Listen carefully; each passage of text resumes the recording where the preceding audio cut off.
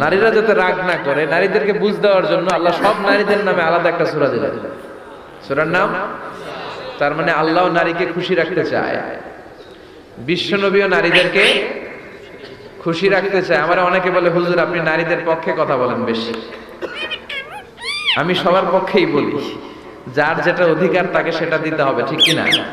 নারীরা সম্মানিতা, তাদেরকে সম্মান দিতে হবে। বিশ্বনবী তাদেরকে সম্মান দিতেন।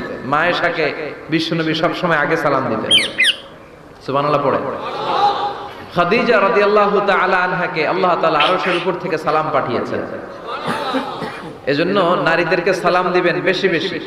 ঘরে সুখ শান্তি নাই, অনেকে বলে ঘরটা নাকি জাহান্নামের টুকরা, কারণ সালাম নাই। সালাম মানে শান্তি। সালাম মানে কি? সালাম মানে, চিল্লায় বলেন, জান্নাতীরা যখন জান্নাতে ঢুকবে, ফেরেশতারা জান্নাতীদেরকে কি বলবে?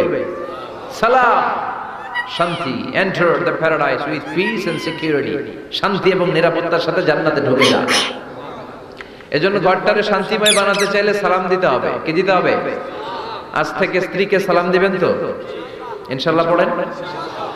আমার মাইকের আওয়াজ